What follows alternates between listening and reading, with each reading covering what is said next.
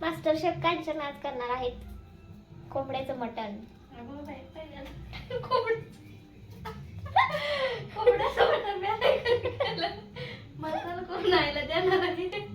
आई करते, आले छान करते. नमस्कार सर्वांना, सारिका कांचनच्या दुनियेमध्ये तुमचं खूप खूप स्वागत आहे. तर आता 2 दिवस झाले मी काही व्हिडिओ अपलोड केला नाही, कारण आम्ही गावी आलो होतो त्यामुळे व्हिडिओ काय अपलोड करणं जमलं नाही.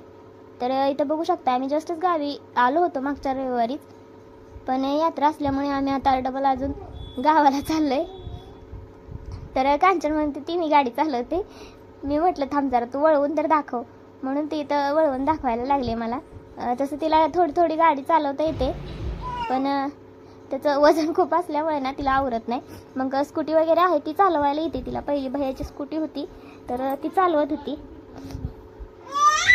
तर आता काल आम्ही आलोय माहेरी, तर त्यामुळे वॉइस ओव्हर करताना तर बारकीचा आवाज येतोय.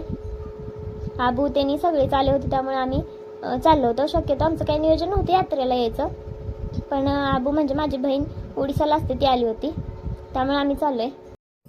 आणि मग रस्त्यात ना बोराचं एक छोटंसं झाड दिसलं होतं, तर मग तिथं आम्ही गाडी थांबवलेली, कारण कांचनला आवडते त्यासली बोरं. मग तिनं बोरं काढून आणली आणि नंतर मग आम्ही दिगंचित आलो होतो. मग तिथून जरा खायला वगैरे घेतलं, कारण उंबरगावमध्ये पण जायचं होतं सविताला भेटायला, त्यामुळे उसाचा रस आणि असं खायला त्यानं घेतलं तिच्यासाठी. आणि मग आम्ही गेलो तिच्याकडे. तर तिथं काही व्हिडिओ शूट करणं झालं नाही आम्हाला. डायरेक्ट तिला भेटलो, तिला खाऊ दिला आणि आलो, कारण जाताना आम्ही उंबरगावमध्ये थांबत असतोय, येता येता तसंच येत असतोय. तर मग तिथून आम्ही अमावस्या असल्यामुळे ना बाळमामाच्या मंदिरात गेलो होतो.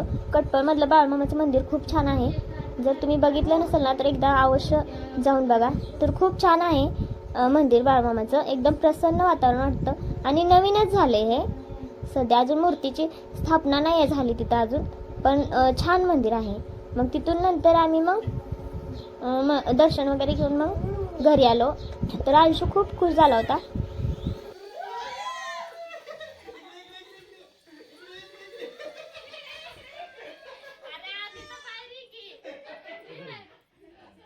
आणि ही दोघं जण बघा, ही पण त्याच्यासोबत खेळायला लागली ती, त्यामुळे त्याला लय भारी वाटायला लागले. आणि आमच्या होऊनचं कसं आहे ना, लहान मुलांमध्ये लगेच मिक्स होत असते ती, आणि कांचन पण तसंच करते, त्यामुळे त्याला लय भारी वाटायला लागले अंशूला.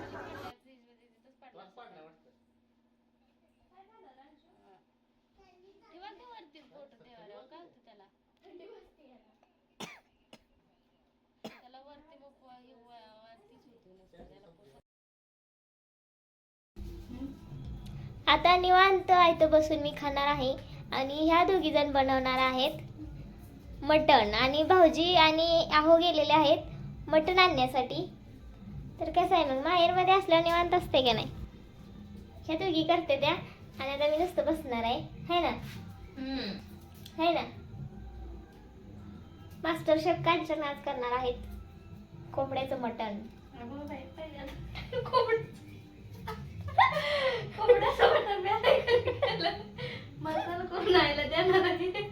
आई करते, आले छान करते, पण आम्ही हेल्प तर करायला आहे, काही टेन्शन नाही. आणि लय इंटरेस्टिंग होणार आहे बरं का आमचा माहेरचा ब्लॉग, कारण तिघी जण पहिल्यांदा एकत्र आलोय, आणि दोघं साडू साडू पण पहिल्यांदा एकत्र आले, ती लग्न झाल्यावर पहिल्यांदा एकत्र आली. आणि कधी पण ना आबू आली ना सगळ्यांनाच खूप छान वाटतं, आणि कांचनला पण लय छान वाटतं तिच्या मुलांसाठी खाऊ बनवायचा, ते खूप छान वाटलं. आणि पोरांना पण ना कांचनची जास्त सवय आहे, त्याला लय आवडती तांकण माव. अंशू तर कधी पण व्हिडिओ कॉल केला ना तर त्याला कांचनच पाहिजे असते पहिल्यांदा.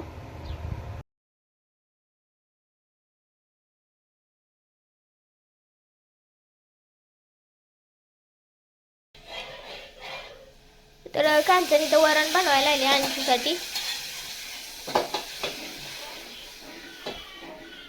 आणि आता आम्ही मटण करणार आहे, चिकन करणार आहे. मटण काय भेटलं नाही, त्यामुळं ह्याने दोघांनी कोंबडा आणलाय देशी.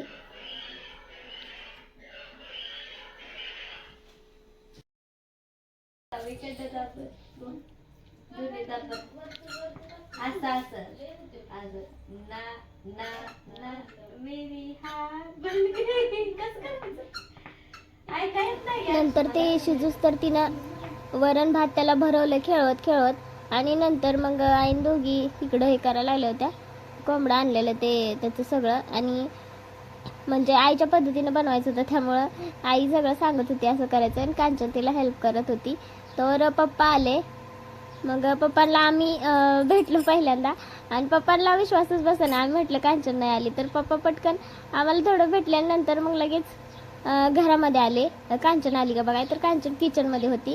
आता हे बाहेर बसलेलं त्यामुळे त्यांनी बाहेरचंच फक्त शूट केलं. तर असं झालं. कधी पण आम्ही पप्पांना भेटायला पप्पा म्हणतात कांचन नाही का आली. मग पप्पाला सांगितलं, मग पप्पा आतमध्ये जाऊन तिला भेटले. तर पप्पाला खूप छान वाटलं आम्ही सगळे आलो म्हणून. पप्पा खूप रिक्वेस्ट करत होते या सगळेजण येणार आहेत म्हणून. मग पप्पांना आम्हाला सगळ्यांना बघून खूप छान वाटलं. नंतर मग हे मिठाचं मटण खायला लागलेत दोघीजण. तर भेटूया आपल्या नेक्स्ट ब्लॉगमध्ये. Bye bye.